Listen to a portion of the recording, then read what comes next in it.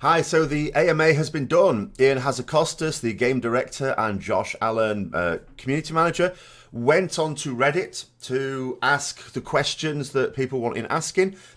First of all, it's worth just saying that there were some people thinking, oh, they'll just cherry pick the questions they want to tackle. Well, sort of yes and no. I mean, in a way, no, because they went onto it. It sort of seemed fairly obvious they were going on it for firefighting purposes, damage limitation, which meant by necessity they had to tackle the most burning questions. And I think that's what they did do there.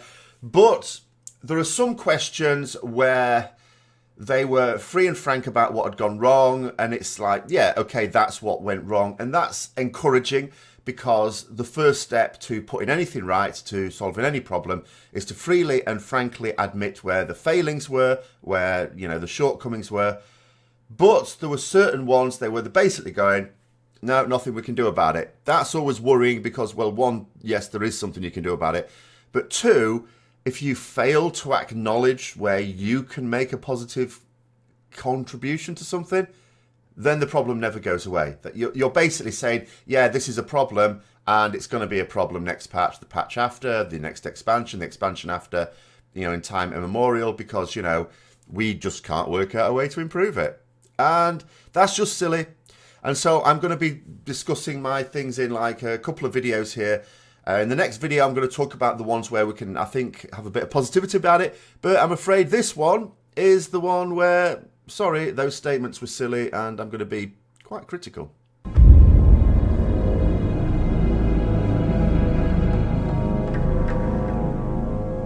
So before I get into some of what I think are their silly statements, I was just going to say, it seems to be a bit weird at the moment. So I'm doing a few discussion videos on BFA. It's a good time to do them. And I'm sort of alternating between a sad face and happy face. And it's not because I'm trying to be like one of those stupid news broadcasters that like interviews an astrophysicist and then in the name of balance gets on a flat earther. No, it's nothing to do with that. It's just that, well, BFA is one of those expansions.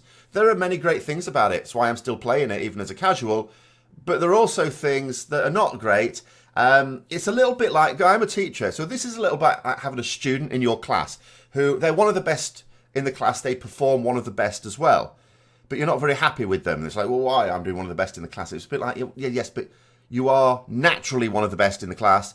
You know, on a report card, could do better. That's basically what I would say about BFA, could do better. So, let's have a look at the first statement here. So remember, some of these were from Josh Allen, some of them from Ian Hazzikostas. Where I'm, you know, linking the top part of the comment, I want you to notice straight away what Reddit thought of it. So the first comment, minus 88 points. You can sort of tell which ones they weren't happy about. The majority of the ones I'm going over today were the ones they weren't happy about, of course. And I think that's ultimately what it comes down to. Lots of the things that were being discussed were the things that people weren't happy about in the game, but some of the comments they were happy about and some they weren't. And this is the distinction I want to draw. Some of the comments were basically, can't do anything. That's not really acceptable. Some of the comments were, yeah, we messed that up. And even when you think, yeah, but you shouldn't have messed it up, that's just stupid, you were told about this, the fact that they've put their hands up and gone, yeah, we messed that up and we think we've got an idea, well, that's going to get the thumbs up because, well, at least you're working on it. So here it says, so Ian's mostly referring to raw data here. As you can imagine, with a player base as large as WoW's, we're able to collect massive amounts of data once every player has their hands on new expansion, content release, etc. So if you can't work this out already, this is to do with tuning and the fact that, you know, there's a certain amount of tuning that goes on over beta. And I say this expansion after expansion. People are going, oh, you know, which classes, because that's the thing, isn't it? People want to know which class is best before the expansion comes out, or best for this particular thing, or which class shall I roll, which is going to be flavour of the month. And there's any number of videos going, oh, top 10, blah, blah, blah, or the best 5 DPS specs or whatever, to feed that hunger. But the fact is it's all wrong because tuning doesn't even properly start till the game's released. And then the heroic and normal raid releases, and then there's a load of data, and then they tune it again, and then mythic raid releases, and then they tune it again. So it says, put another way, we do our best to make educated guesses based on the data and player feedback we get during beta. Once the game is live, we get a much clearer picture that lets us be much more precise with our tuning and also gets a much better sense of areas where we were just way off in our first pass. Now, this is, okay, granted this is from the community manager, but Ian Hazzikostas was there as well and he didn't chip in. Basically, that's a really stupid thing to say. And the reason is, yes, we understand that once you've got much more live data, you've got a better picture. Now, if it were the situation that there was a rough cut made for tuning of whether it be tuning of classes and specs, whether it be the Azeroth gear, whether it be other gear in the game, trinkets, things like that, the sorts of things that can have a significant effect on the outcome of a player's performance. Okay, that would be okay. A little bit of fine-tuning. If there's a little bit of fine-tuning to be done once you've got that massive amount of data, no one has a problem. But that's not what's been happening. When you get to a situation where you're buffing something, an Azeroth trait, by several 100%, you haven't done a rough cut. You've just got a monkey and thrown it at a keyboard to decide what value it should be. How can you get that far out? I know theory crafters that have got their palms permanently glued to their faces over things like this. How are you that far out?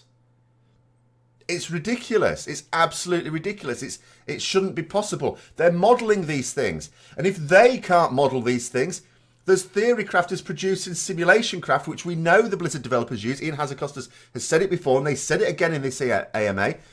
They use these tools. They have these tools. They do communicate as well. Remember, I'll criticise later on as well, and I've done it before, their communication with the player base. There is some communication with the most senior theory crafters. They don't always listen to them. This is where half the problems start. But they do, because it's in their interest that Simcraft be accurate as well. Because they want to use it. They have the ability to model these things. If they were a bit more forthcoming with exactly how things are supposed to work as well, Simcraft would be up and running a lot quicker than it is as well. You know, the lack of communication even to the theory crafters this expansion has been notable, and that's why Simcraft has taken longer to get itself into good shape. It's maddening. You can't get it that far out. Fine-tuning, fine. But it shouldn't be having to nerf or buff something by hundreds of % once the thing has gone live. That's not acceptable. That's really not acceptable. Next little comment was, and this was the real stupid one. I couldn't believe they would even say this. Again, it's from Josh Allen, but still. It says, I wouldn't say that now. It's more that we recognise that we're kind of flying blind with beta feedback sometimes. Flying blind? You would say that? So now every time anyone in the beta or a PTR tries to say, oh yes, you know, don't worry, we're on top of it, we know what we're doing. Yeah, I know you've got these concerns, but it's all going to work out. We've got this statement now. You're flying blind. Do you know what? There are players of this game who don't work for Blizzard, but contribute a lot to the community. They do a lot of theory crafting. They're providing lots of good quality feedback, and I mean good quality feedback with data, who are there. You should use those as your navigators then. If you are flying blind, there are navigators in the community. Bloody well use them. I don't even know what to do with that statement. Flying blind. Seriously. Really. Seriously. Anyway, back to Ian. I think this might be his first one I've talked about, actually, this one. But people did not like this. Now, there's a few statements here. I think, it was largely covering Shaman. There's been a lot of consternation over what has happened, or rather failed to happen with Shamans. It says, I want to preface this by noting that these days my focus is on the full breadth of the game, and so I'm not the best person to go into the details of specific class changes, so I'll likely address philosophy more than a specific rotational problem. Now, here is where I have an issue with this. Now, Ian Hazzikostas, I always give him great plaudits for the fact that he does these things. He does the live Q&As were sort of his idea, or maybe they're with Josh Allen as well. They both sort of do them. So, props to them for doing that. They didn't have to do that. They've chosen to do that. I'm disappointed that whilst they've been doing those, they've removed other aspects of communication to the. It's almost like they've used it as a replacement as opposed to another layer, which is disappointing. But the fact that they do them, I think, is great. There have been, especially in the early days, they occasionally got other people to do them as well. Now that doesn't happen. Now, I don't know whether that's just because there's a lot of other developers who don't really want to do them, in which case, you know, even more of a thumbs up to those two guys who put themselves out there and do these things, or whether it's actually Ian Hazzikostas being controlling and not wanting other people to do it in case they say something he doesn't want them to say, in which case, not keen on that. But nonetheless, I'm just going to assume that they're putting themselves out there, they're doing it for the right reasons, and great. But here is the thing. It was strongly suspected before the AMA that this was about firefighting. After all, they'd just done a live Q&A very recently. They didn't have to do another thing like this. The fact that they were doing it is because they've been getting a lot of criticism, and a lot of it's fair criticism. I don't just mean the usual stuff that will accompany every expansion that tells them WoW is dying, and has been for over 10 years. But it's really the WoW team firefighting, damage control. So what I would say to this, you know you're going on to this AMA, and AMA means ask me anything, by the way. It's not AMAA, ask me almost anything. It's ask me anything. The assumption being that you'll also answer anything. But to say something like this, you're basically saying, I don't know. Okay, I get that someone in charge of the whole process doesn't know the minutiae of every single process. I get that. But what I don't get is why, when you know you're going to be doing this thing, you as the boss, Ian Hazzikostas as the boss of WoW, didn't get the team leaders together and say, look, be in the office, right? I'm going to be doing this thing. If I have a very specific question that I don't know the answer to, I'm going to call out, oh, Jenny, shaman question here. They want to know about this. What do I say? Right? Why didn't that happen? That should have been an obvious. Come and work in this office. I'm going to be tippy-tapping on the... There's got to be computers everywhere. Surely they could find somewhere where they could have been getting on with something, and he could holler across the room and go, Jenny, shamans, or whoever does shamans. So that comment is a bit like, really, he should have assembled the people who, together as a room, could have answered them. Because, you know, this wasn't about Ian Hazzikostas and Josh Allen taking the flak. This should have been about the WoW team coming together and saying, look, communication's been poor. Let's answer your questions. That's what AMA is for. Anyway. So next one. It says, increasingly, WoW effectively has 36 classes to maintain and balance, and certainly in the case of full hybrids like Shaman, the considerations that go into each of the 3 specs vary very heavily. Now, you might think I've been excited so far with the comments I've been going through. You might think, oh my God, he's losing his rag. This is the comment. This is the comment that had me just... My heart stopped when I read this. And there's 2 things in here, one of which I massively, massively disagree with on a philosophical point of view, and I think is the fundamental cause of most of the class problems. Yes, there's always going to be some class balance issues. It is very complex, and the more classes you have, the more complex it is. But then that's Blizzard's fault for having too many bloody classes. But nonetheless, you know, that's the thing. But I still think their general philosophy, their attitude towards it, which is exemplified by those first few words, is the key problem. But then they said something else, which is just, oh my God, why do you say that? So the first thing, WoW effectively has 36 classes to maintain and balance. Yeah, this is the problem. This is where you go wrong. You shouldn't think of it like that. This is my philosophy. Do not think of it as 36 classes to maintain balance. The reason why they say WoW effectively has 36 classes to maintain balance is because they have this attitude of every single spec needs to play massively different to every other spec. No, it doesn't. No, it doesn't. Yes, there are some people who like that aspect of it. I'm not saying that. I'm not saying this is just a few developers at WoW that think it's a great idea and no one else does. There are some players who think it does. But here's the thing. First of all, I don't get the impression it's the majority, but of course I can't get an overall impression. But second of all, it is harmful.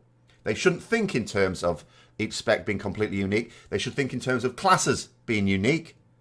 If you've got a class that's got 3 DPS specs, sorry, those DPS specs should have an awful lot in common with each other. They should have slight differences. That's it. They should think in terms of class role combinations. Class role combinations. There's still too many of those, but it's a damn sight fewer than 36. Then the problem, the smaller that number is, that 36 number, the smaller that number is, the easier balancing is. That's just an objective fact. which is basically acknowledged by that. The assumption in this statement, the implication rather, is that the higher that number, the more difficult it is to maintain and balance. Therefore, the lower that number, the easier it is to maintain and balance. So think of it as an easier number. Lower number, class role combination. But the second thing, and certainly in the case of full hybrids like Shaman, this is going to set the cat amongst the pigeons. Because here's the problem. I keep getting comments like this about, Ret Paladin should do less damage because, hybrid. As if, because hybrid has meant being able to do multiple roles at the same time. That's basically what the word hybrid means. But certainly that's how it was used in WoW. Because in the early days that was true. I could be Ret Spec and I could still do some healing. If an ad got loose, something like that, I could tank it. That frequently happened in the early days. I could do all those roles. I couldn't do tanking brilliantly in that role. I couldn't do healing brilliantly. But I could do them both well enough. Now you can't. You've got a healing spell, sure. Can I start, if a healer dies, can I suddenly just take over the healing? No. If the tank dies, can I take over the tanking? No. Not in a raid, anyway. In a dungeon, I might be able to for a little bit. But again, the higher you're pushing with that, the less likely that is to be the case. And that's the bottom line with it. We're not hybrids. But here is the problem. People will keep saying that. And Ian Hazzikostas himself, he himself has said there are no hybrids in the game anymore. Stop talking about bloody hybrids. He's bloody well used the word now. Using that word, and I know he means it in a different context now. I know he means it in a different context here. Not that a shaman could suddenly just do a job of healing, even as a DPS spec. I know he means that. But he's used the word, and that word used to mean that you could just stop your DPS and actually do the job of a healer. Or stop your DPS and do the job of a tank if you're a paladin or a druid. And now it doesn't. It means something different. But he's used it, and that's just... You have to be so careful with words that you use. Anyway, there's no value in me going on more about that, is there? Right, next one. This is now much more into the class balance. And class issues are the thing I pay the most attention to. Those who watch stuff that I do when I do beta, I focus much more on class. Because that's the key thing for me. That is the key thing. Because ultimately, when it comes to, getting Mythic Plus dungeons right, or raids right, or islands, or warfronts, world quests, all of this content, getting it right, the PvP stuff, is important for a lot of players. But it's not important for all the players. But class issues are, because everyone plays a class. Some people are not even particularly tied down. If you're tied down to a class like me, I play Ret Paladin. I will always play Ret Paladin, no matter what they do to it. So I'm effectively tied down. Yes, that's my choice to be tied down. It's for RP reasons. I like the Paladin class, the archetype of a Paladin from games going way back. So that's what I want to do. And if they make a mess of it, it's all right saying, "I'll just play a different class," which no, I don't want to. And I shouldn't have to. But then there's the other side of it. There are those who are quite happy to play any different class or spec or whatever. But they still want to make a decision because they're going to commit to it. They're going to do those world quests to build that rep up. And get the gear up. And then to suddenly find a couple of weeks in that it's not the class or spec they thought it was going to be when the raids opened, that's a bit of a kick in the teeth. So it hits both types of player in this game. So here, so this is why I keep a particular eye on class, and this is why this is my area when I try and make sure I know what's going on. It says, broadly, we've tried to define areas in which specialization should excel. Single target, cleave, AoE, spread, clumped, burst, sustained, etc. And areas where they should lag behind. Now, the thing is, I'll let you read the rest of it. Here is where I have a particular problem. This is where they're talking about niches. Important that all classes have a niche and stuff like that. The problem is, some niches are useful on basically every fight. In which case, it's not really a niche, is it? It's just something you're awesome at. Therefore, that class is awesome. And I'm coming at this particularly from the point of view of Mythic Raiding, of course. Not a Mythic Raider still, but from the point of view of Mythic Raiding, because when it comes to PvE, that's where you need to be at your very best. Potentially also pushing the super high keys on Mythic Plus as well. But what he's talking about, and well, finishing that off, some classes or specs have niches that are super useful when they're useful, but they're useful 2 or 3 times in a whole expansion. They may not even be useful on a single boss in the entire raid. Or let's say, I mean, give you an actual example. So take Death Knights in Uldir. On Talok, the first boss, they can AMS off the debuff that means you're going to drop a load of puddles. So you don't have to move out. Now that's great for a melee, especially a melee class that has rubbish movement. That's fantastic. It's just like, oh, I've got the thing. Oh, I'll just bubble it off. No problem. And although if they get spammed with it time after time, they can't do it on every single one because that ability goes out more frequently than the cooldown. Nonetheless, that would be unlucky. And even if it did happen and you kept getting spammed consecutively, well, it still reduces the number you have to move out for. So that's great. That's an absolute niche ability that means that actually, as a melee, you're not at a particular disadvantage because that mechanic, depending on how you do it, depends on your strategy, but that mechanic can be really unpleasant for melee. But that takes almost all of the sting out of that fight as a melee, just having that ability. Great niche there. Thing is, Talok's the first boss. It's the easiest boss. Who gives a crap? Who gives a crap if you've got someone that's particularly good on Talok? Because if you're aiming to clear the whole thing on Mythic, you're not having a particular problem with Talok.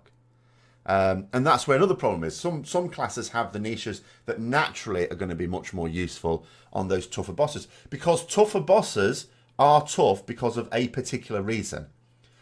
When you look at the toughest bosses in any particular raid, it always tends to be not because their mechanics are particularly difficult, but because they have multiple ones that you have to deal with at any one time. Sometimes with competing needs. So sometimes you might have on a fight a super tight DPS check, but one where you've got to have a lot of movement or you'll die.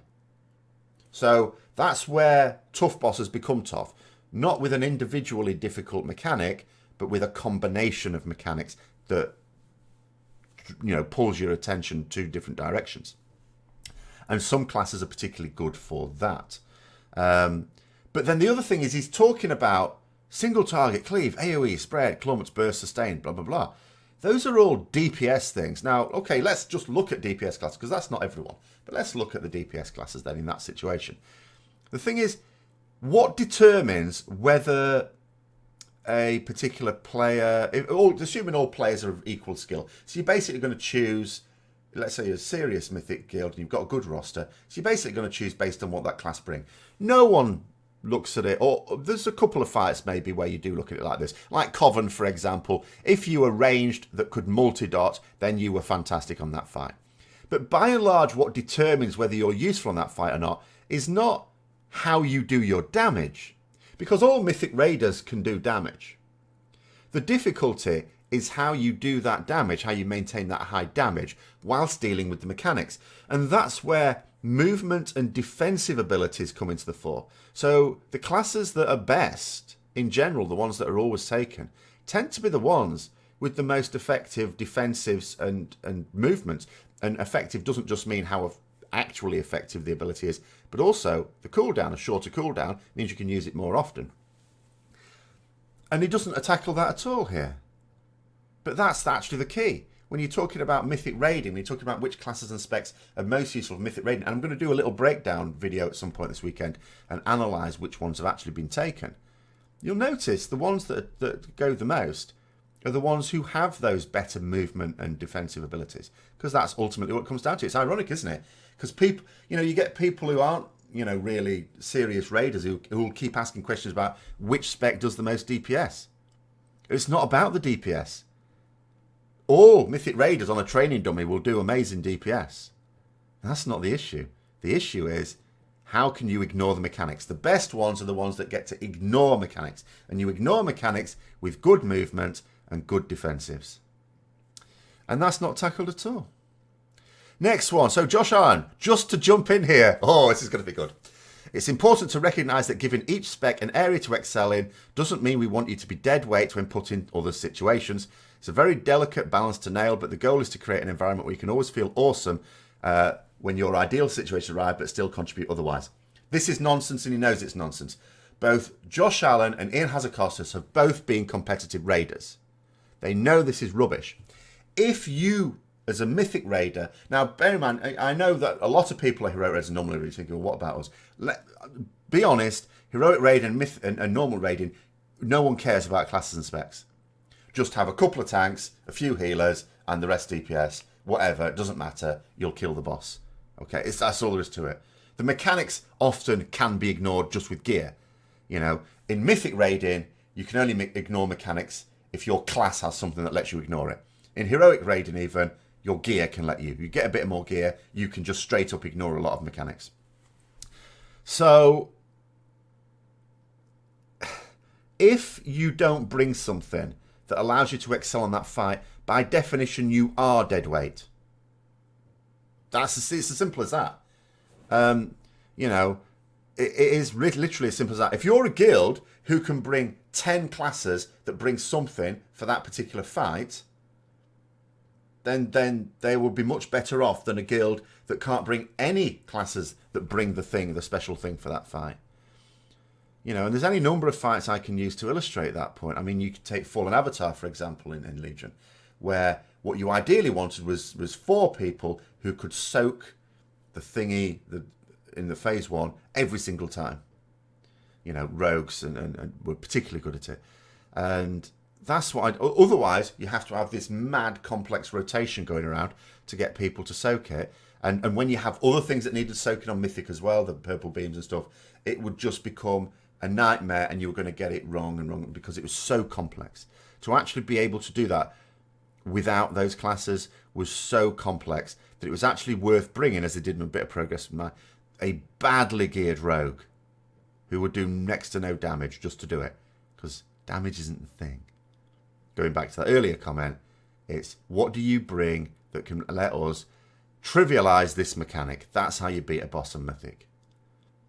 And like I say, if you don't excel on that fight, you are deadweight. And yeah, okay, a lot of guilds don't get to take exactly the classes and specs they would like, so they'll always bring a few bits of deadweight. But the problem is that there's only so many slots. It's like, you know, there might only be 2 or 3 slots for those deadweight classes, and you might have 8 or 9 of those deadweight classes for that fight in your roster. So you've got a large number of people fighting for a small number of places, because you might have players that are not actually as good, but play the classes that excel. And this is the problem as well. They're trying to make out that they're trying to have it so it's all even as well. So every particular class and spec will have the same number of fights that they excel on. Well, there's 2 things about that. One, it's rubbish, because there's some classes that excel on every fight. And the other thing is, it would still, even if you could do that, it would still be rubbish, because again, like I said, excelling on Talok or excelling on Gahoon, which one would you rather? So next one. So player reports on PTR, beta or on live are essential to our work, but they also come with an inherently high signal to noise ratio. We have tens or hundreds of thousands of people providing feedback and are just a couple of hundred developers in all. Here's the thing, right? At this point, this is them basically saying, oh, we get all this feedback and we can't possibly filter it. Rubbish. Absolute rubbish. They know who are the players that actually know what's going on. They know who are the players who know what are the actual issues and which ones are talking rubbish. Now, there's 2 things about this. First of all, they know who those players are. Some of them, as I say, the very senior theory crafters do get to talk direct to developers. They just sometimes get ignored too much, right? I don't mean ignored as in properly ignored, but I mean they don't take those ideas on board. And when you've got a group of players who, expansion after expansion, patch after patch, PTR after PTR, are getting it right, when they say this is an issue, this would fix it, and they don't, and that doesn't happen, when it goes live, it is an issue, and you know what? They end up doing the fix that was discussed months ago anyway. Why does that keep happening? That's ridiculous. But then there's another problem, and this was particularly notable in the BFA. I kept saying this. On the forums, there were an awful lot of misconceptions flying around, and they were flying around because no one corrected them. All it would take was for a developer, and they were told about this. It's not that they didn't know. It's not like, oh, well, we can't read every post. No, you can't read every post. That's what the community managers are for. They're there to read every post. They can then flag up something to you. But also, senior players in the community were flagging these things up to developers.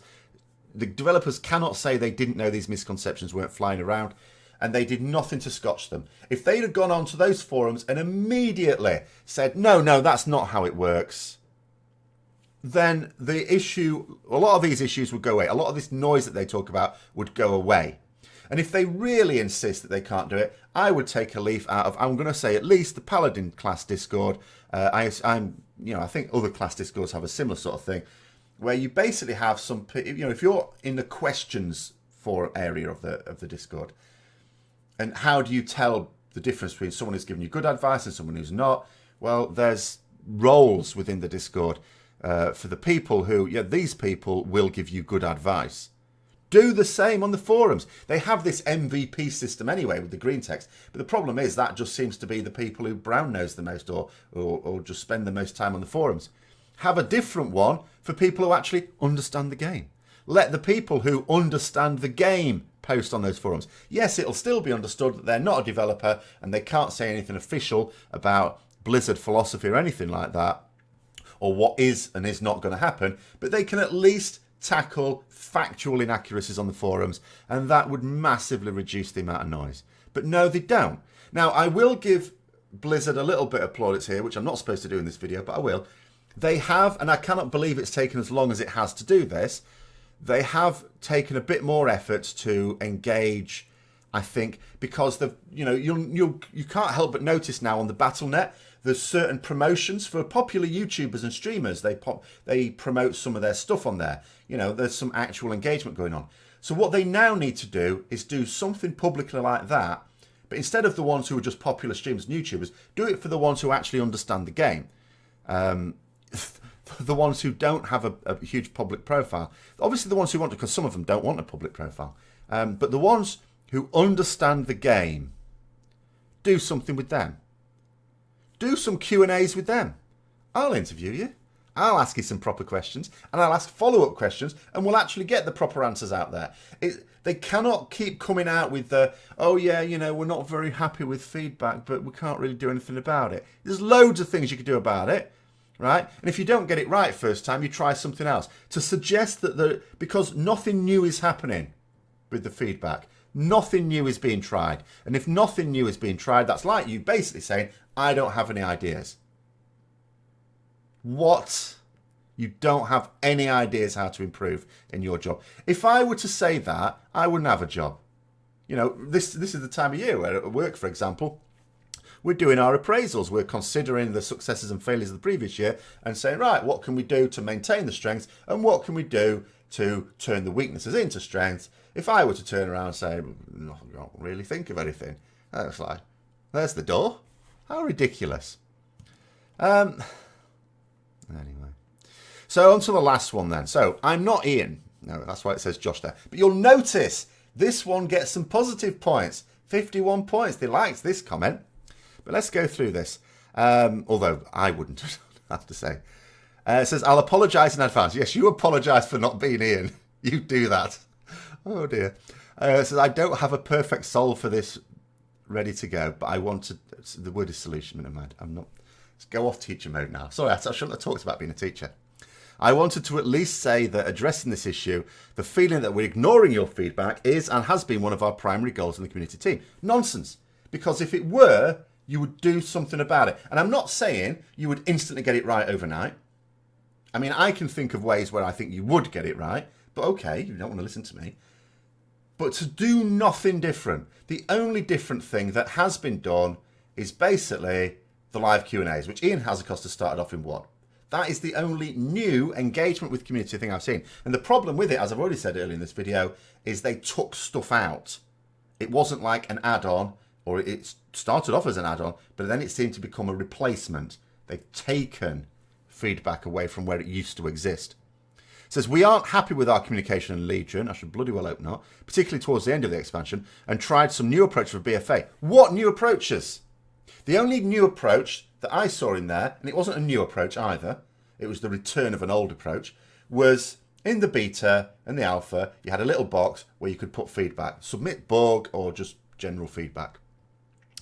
But that was an old feature that they took away and just brought back. That's not a new feature. But there's nothing else that I could see. The only new thing they tried doing was not talking to the community. That was the new thing they tried doing. The only blue posts that ever seemed to appear there were not answers to questions. It was usually someone saying, oh, we're ready to announce this thing now. And they put it in someone's post. Then people, oh, yes, they replied to that. No, they didn't. They just replied in someone's semi-related post a thing they want to say. But it wasn't a discussion. A discussion is where you reply to a specific comment, then someone else comes back, and then you reply to that as well. That's a discussion. Posting something that you've pre-prepared and just stuck in a semi-related post somewhere is not a discussion. So those are the only two new things. As I say, one of them's an old thing, and one of them isn't a good thing. You know, you don't try and improve engagement with the community by not talking to the community. It says, we aren't happy with our community, blah, blah, blah, and try some new approaches, which were beneficial in some ways. How? It says, but hurt our outward-facing communication a lot more than we expected. I could do some hand-waving here about internal processes or organisational structures. Yeah, the organisational structures just don't seem to be there. That's another thing. That was a thing where a spotlight was shone good and loud, or good and bright, sorry, after Tomb of Sargeras. But I don't really see improvements. But the key point I want to get across is we're not okay with that. We obviously have improvements to make and probably always will, but it is and will continue to be a top priority for us. Until they start doing something, I don't believe them, I'm sorry. I'm actually going to have to, I don't like to call out people like that, and a lot of the things that I'm upset about, I will just say they're wrong, they have the wrong philosophy. This one, I cannot see as anything other than just a lie. Because if you don't do anything, I don't believe it's a priority. If I have a priority in my life, I do something about it. It might not work. It might even make the situation worse. But I will at least do a thing. I do not see a thing having been done. Whether it improved it or not, a thing was not done. And if it was such a high priority and it's been so bad, I would do loads of things. Loads of things. And see what works. Says, again, apologies that I don't have a silver bullet to fix the shed together. Again, that is overused, that silver bullet thing.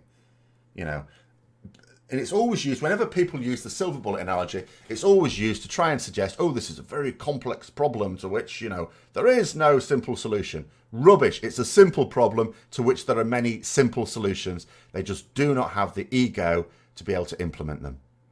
The solution to poor engagement with the community is to engage with the community.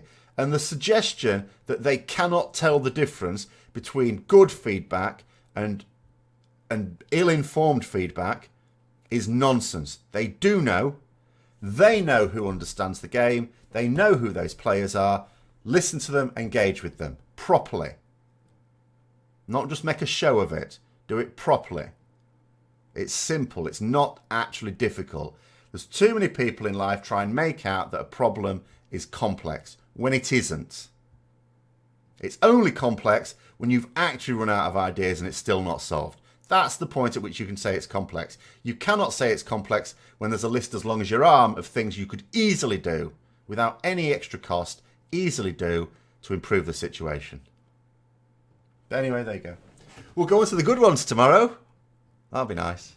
So, hope you enjoyed this little video. If you have, don't forget to like, comment, subscribe, and share for further content. I will have that video out tomorrow as well, along with an actual mailbox this week as well. So, thanks for watching, and until next time, I'll see you later.